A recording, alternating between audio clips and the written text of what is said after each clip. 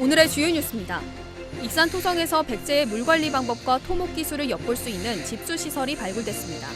또 집수시설 안에서는 칠피갑옷 조각과 도장을 찍은 백제시대 기와, 문서 분류용 목재 막대기 등 다양한 유물이 나왔습니다. 명신이 전기차 완성차 사업에 손을 떼기로 하면서 군산형 일자리 사업이 크게 흔들리고 있습니다. 군산시는 지속 추진을 위해 계속 지원하겠다는 입장입니다. 하지만 일부에서는 퍼주기 사업이었다며 대책 마련이 필요하다고 지적하고 있습니다. 군산시가 16년 만에 도시기본 계획을 개발 확장 중심에서 압축 재생으로 전환합니다. 계획 인구는 27만 6천 명 미만으로 계획 면적은 667제곱킬로미터로 각각 줄어들 것으로 보고 있습니다.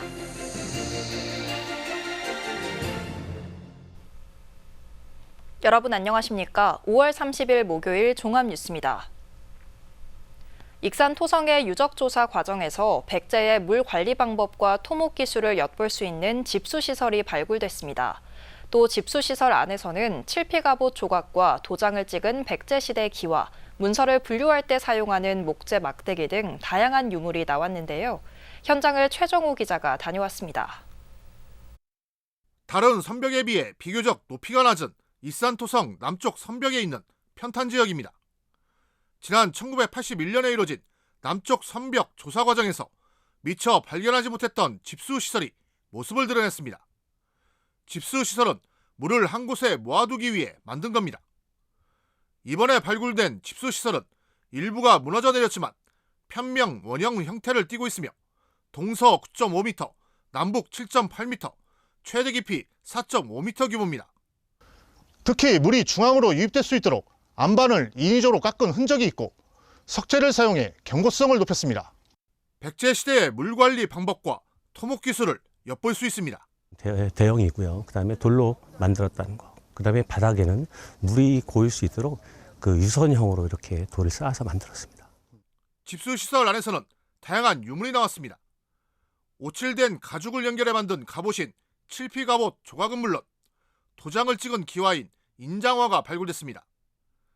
여기에 문서를 분류할 때 사용한 목재 막대기인 직경 2.3cm의 봉축 조각이 나왔는데 한쪽 면에는 정사 금제식이라는 글자가 새겨져 있습니다.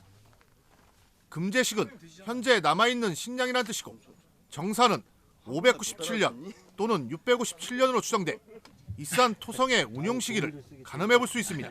이제 두루마리 끝에 지금과 같이 이제 글자를 써서 문서를 펼쳐보지 않고도 문서를 이제 확인하는 그런 고대 문서 방법의 하나입니다. 지난 2017년부터 진행되고 있는 익산 토성 발굴 조사. 집수시설과 칠피갑옷 조각, 목재 봉축 조각 등이 나오면서 백제 시대의 물관리 방법과 토목 기술, 문서 보관 방법 등을 살펴볼 수 있게 됐습니다. KCN 추정호입니다. 지난해 새만금 잼버리 파행 이후 시작된 감사원의 감사 결과가 늦어지고 있습니다. 감사원은 지난해 9월부터 3개월 동안 실질 감사를 실시한 데 이어 5개월이 넘도록 각급 기관의 의견을 수렴 중에 있습니다. 감사원은 전북자치도와 중앙부처 등 11개 기관을 대상으로 감사를 진행한 만큼 의견 수렴 기간이 길어지고 있다고 밝혔습니다. 이에 따라 감사 결과는 의견 수렴 이후 보고서 작성과 심의를 거쳐 올 하반기쯤 나올 것으로 전망됩니다. 오늘부터 이틀 동안 진행되는 새만금 국제공항 사업자 선정을 위한 입찰 심의 과정이 생중계됩니다. 국토교통부는 공공건설산업의 입찰 과정이 공정하고 투명하게 이뤄질 수 있도록 입찰 제도 개선안을 마련하고 새만금 국제공항 턴키 심의부터 적용할 방침입니다. 이에 따라 입찰 참여사를 대상으로 한 위원들의 심의 과정을 현장에서 생중계해 실시간으로 확인할 수 있도록 했습니다. 또 심의 과정이 공정한지 확인하고 감시하는 준법 감시원도 도입해 심의위원과 입찰 참여사에 대한 모니터링도 진행합니다.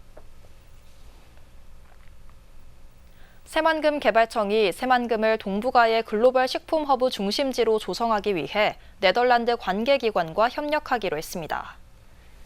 새만금 개발청은 어제 네덜란드 농업연구개발의 핵심 기관인 와게닝겐 대학 푸드바이오 연구소와 새만금 글로벌 식품 허브 조성을 위한 업무 협약을 체결했습니다.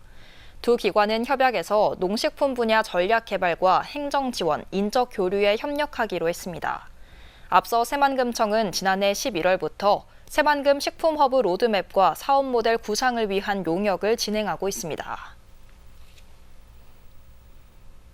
바이오 특화단지 공모에서 경쟁을 벌이고 있는 전북자치도와 충청북도가 오늘 충북도청에서 전략적 업무 협약을 맺었습니다. 전북과 충북은 산업부가 후보지 지정 지역수에 제한을 두지 않기로 한 만큼 전략적 제휴를 통해 동시 지정을 노리겠다는 방침입니다. 이를 위해 두 지자체는 바이오 공동 프로젝트 수행을 위한 합동 전담팀을 구성하기로 했습니다. 정부는 다음 달 바이오 특구 후보지를 발표할 예정인 가운데 충북이 경쟁에서 앞서 나가고 있다는 위기감이 커지면서 전북의 대응 필요성이 커졌습니다. 이에 따라 이번 전략적 제휴로 전북이 바이오 특화단지 유치 가능성을 높일 수 있을 것이란 분석이 나오고 있습니다. 한편 전북과 충북은 오가노이드 재생치료제 분야를 신청했습니다. 군산시는 자매도시인 김천시와 친선 수제맥주를 생산합니다. 군산시는 최근 김천시와 수제맥주 생산을 위한 업무 협약을 체결하고 베프 김군맥주를 다음 달 출시하기로 했습니다.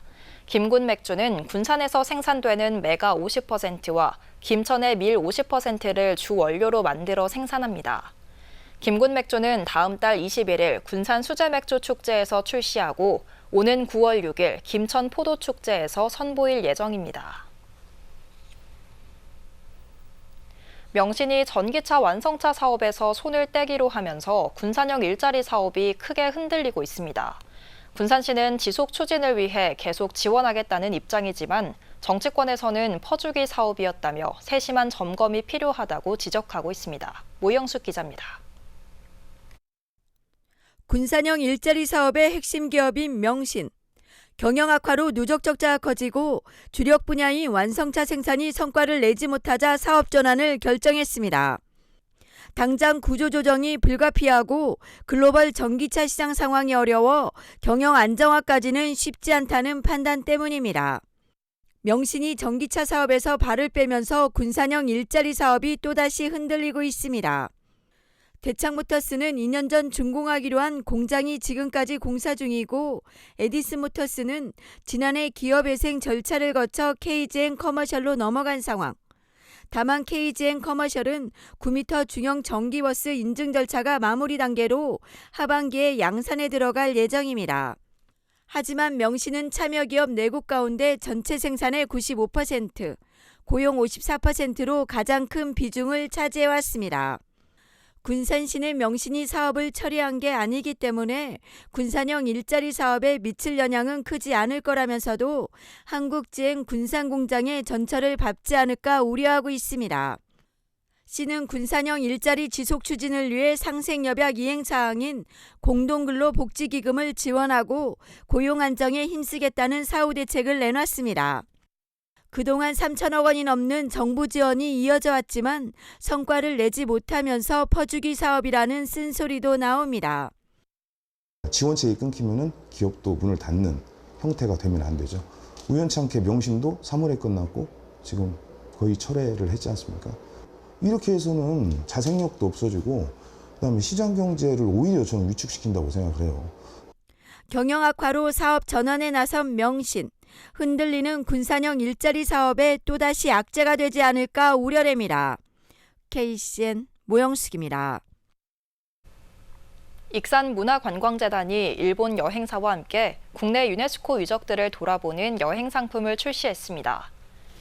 재단에 따르면 오는 7월부터 3개월에 걸쳐 12차례 운영될 예정이며 사전 판매 2주 만에 120건이 예약됐습니다. 이번 상품은 익산 백제 역사 유적지구와 서울 경복궁, 경주 불국사 등 국내 7개 도시의 유네스코 유산 9곳을 닷새 일정으로 여행합니다. 군산시가 계야도 해역에 낙지 1,300마리를 방류합니다. 시는 무분별한 남획과 해양 환경 변화로 어획량이 감소한 낙지의 어족자원 보호를 위해 이같이 방류한다고 밝혔습니다. 방류된 낙지들은 인공 산란장에서 교접된 성체 낙지들로 다음 달 1일부터 한 달 동안 진행되는 낙지 금어 기간 동안 산란을 통해 어린 낙지 자원 확보에 나설 계획입니다. 군산시 청년들이 중앙청년지원센터에 2024 지역특화 청년사업 공모에 선정됐습니다. 청년들은 이번 공모 선정으로 국비 2,500만 원을 확보해 민글민글 인 군산 프로그램을 추진합니다. 민글민글 인 군산은 다음 달부터 6개월 동안 4개 분야의 심리 문화 토크 콘서트와 월 1회 카페를 운영하는 문화 향유 프로그램입니다. 도내 출생률이 전국에서 가장 낮은 것으로 나타났습니다. 통계청에 따르면 올해 1분기에 태어난 도내 신생아는 1,754명으로 지난해 1분기보다 64명이 줄었습니다. 합계 출산율은 0.84명으로 특별시와 광역시를 제외한 9개 광역자치단체 가운데 최하위에 머물렀습니다. 한편 지난 3월 도내 출생아는 550명, 인구 1,000명당 출생아를 뜻하는 조출생률은 3.7로 전국 17개 광역시도 가운데 가장 낮았습니다. 지난해 도내 인구 4,000명이 순유출된 것으로 나타났습니다. 호남지방통계청에 따르면 지난해 전입은 18만 9천 명, 전출은 19만 3천 명으로 4천 명이 순유출됐습니다. 도내 전입률은 10.7%, 전출률은 11%, 인구 순유출률은 마이너스 0.3%를 기록했습니다. 전입자의 도내 이동 비율은 71.4%로 호남 제주 지역에서 가장 높고 전출자의 도내 이동 비율은 68.9%로 조사됐습니다. 군산시가 16년 만에 도시기본계획 수정에 나섰습니다. 개발 확장 중심 계획에서 압축 재생 계획으로 전환한다는 건데요. 계획 인구는 27만 6천 명 미만으로 계획 면적은 667제곱킬로미터로 줄어들 예정입니다. 김은서 기자입니다. 군산시가 16년 만에 도시 기본 계획을 대폭 수정합니다. 가장 눈에 띄는 부분은 계획 인구와 계획 면적입니다. 지난 2008년 확정됐던 2020년 도시 기본 계획과 비교해보면 계획 인구는 45만 명에서 27만 6천 명 밑으로 40%가량 줄어듭니다. 계획 면적은 952제곱킬로미터에서 667제곱킬로미터로 30%가량 줄어듭니다. 지난 4월 기준 군산 인구는 25만 8천여 명으로 매년 인구가 감소하고 있습니다. 또 군산시 계획 면적에서 새만금 지역이 제외됩니다. 새만금 특별법 제69조에 따라 새만금 지역 도시계획은 새만금 개발청장이 수립하기 때문입니다. 이번 계획에는 저성장, 저출산, 고령화 등 현 시대의 흐름에 맞춰서 개발 확장보다는 압축 재생 방향으로 전환해서 보다 현실성 있는 합리적 계획이 되도록 노력하였습니다. 시는 새만금 지역이 계획 면적에서 제외됐지만 새만금과 연계한 군산 발전 방안 등을 마련하기로 했습니다. 도로망 신설과 확장을 추진해 기존 국도와 지방도를 새만금과 연결한다는 계획도 반영했습니다. 이와 함께 공간구조와 생활권 계획은 세분화됩니다. 공간구조는 기존 1도심 5지역 중심에서 1도심, 1부도심 4지역 중심으로, 생활권 계획은 기존 1대 4중 4소 생활권에서 1대 3중 6소 생활권으로 변경됩니다. 시는 30일 전북자치도 도시계획위원회 심의 결과를 바탕으로 계획안을 일부 수정할 예정입니다.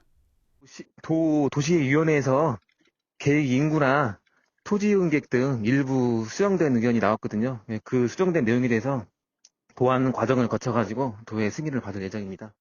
저출산 고령화, 인구 감소 등 현실을 반영한 도시 기본 계획이 마련되고 있습니다. KCN 김은서입니다.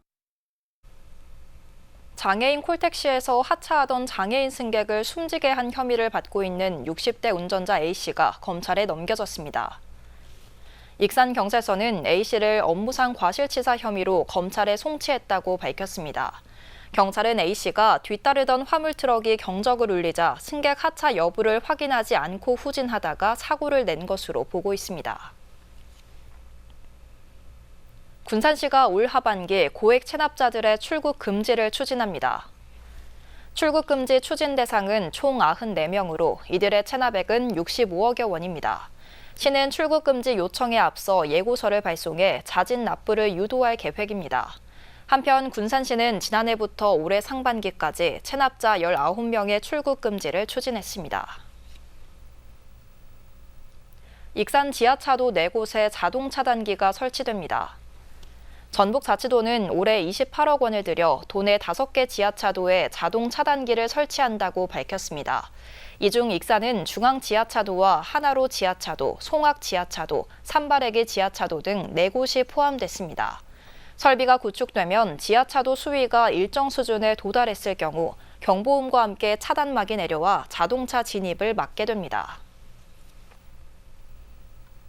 올여름 경로당 냉방비 지원금이 인상됩니다. 보건복지부는 여름철 폭염에 대비하기 위해 오는 7월부터 2달간 경로당 냉방비 지원금을 현행 16만 5천 원에서 만 원 더 인상하기로 했습니다. 경로당은 지역 어르신들의 여가생활 공간이자 여름철 무더위 쉼터로 활용되고 있습니다. 계속해서 전북권 뉴스입니다. 전주지검이 검찰 중간 간부 인사 발표 이후 거론되는 문재인 전 대통령 전 사위의 항공사 티켓 채용 사건 수사의 이송 가능성을 일축했습니다. 전주지검 관계자는 기존에 밝힌 대로 이 사건은 시민단체의 고발장 접수 이후 전주지검에서 수사 중인 사안이라며 인사 이후에도 바뀌는 것은 없다고 강조했습니다. 이 사건의 이송 가능성은 그간 수사에 속도를 내온 이창수 전 전주지검장이 최근 검사장 인사에서 서울중앙지검장으로 발령나면서 처음 제기됐습니다. 이에 앞서 박영진 신임 전주지검장은 언론과의 인터뷰 등에서 수사는 계속 전주지검이 맡아 진행할 것이라고 설명한 바 있습니다. 전주시 공공배달 앱인 전주 맛배달이 누적 매출액 100억 원 돌파를 눈앞에 두고 있습니다.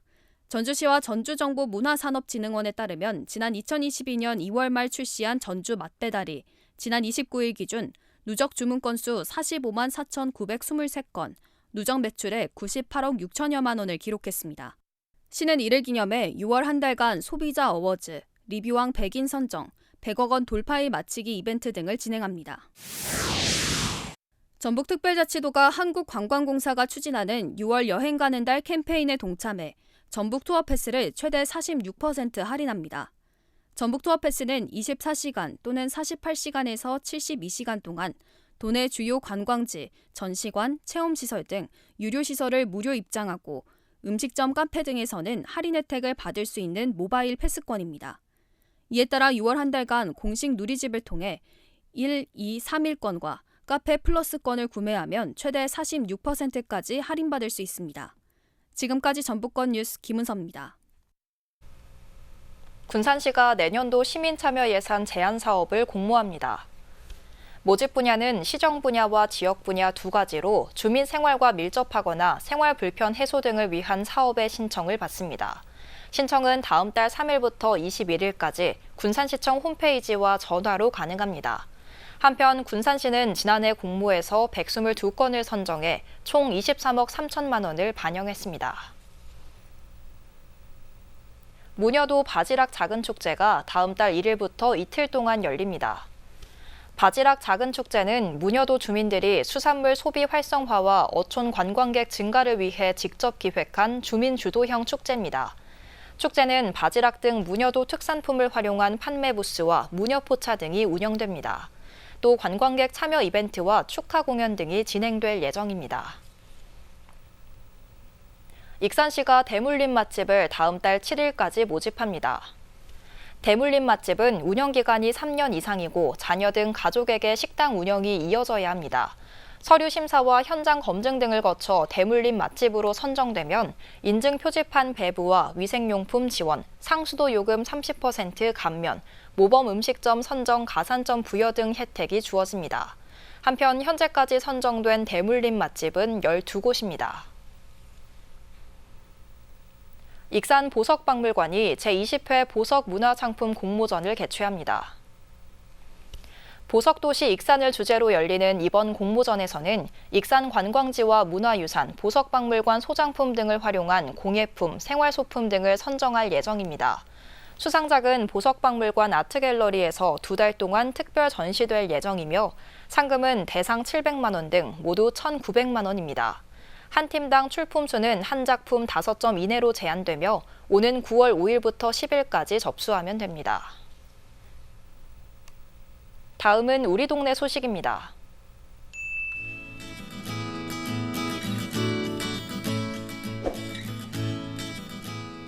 에코융합섬유연구원이 익산시청을 방문해 고향사랑 기부금을 기탁했습니다.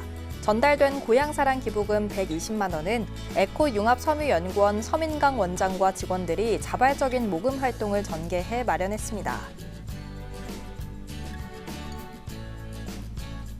군산시 조촌동 지역사회보장협의체가 거동이 불편한 25가구에 세탁물을 당일 수거해 세탁 및 건조 후 배달까지 지원해주는 원스톱 서비스를 진행했습니다. 클린업 복지업 행복빨래방은 조촌동 지역사회보장협의체 위원들의 후원하에 6년째 추진되고 있는 사업으로 위원들과 독거노인 생활관리사들의 자발적인 자원봉사로 이뤄집니다.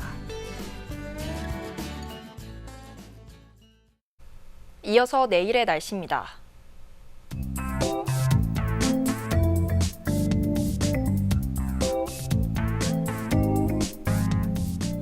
내일 전북은 흐리다 차차 맑아지겠습니다.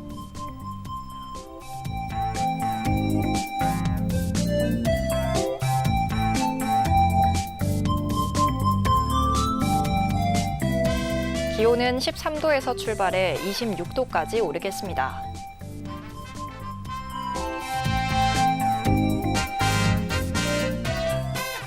군산은 맑은 가운데 23도까지 오르겠습니다.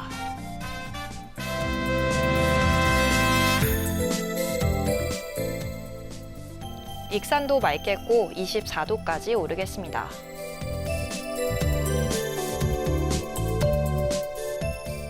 파고는 해상에서 0.5에서 1m 사이로 일며 매우 잔잔하겠습니다. 날씨였습니다.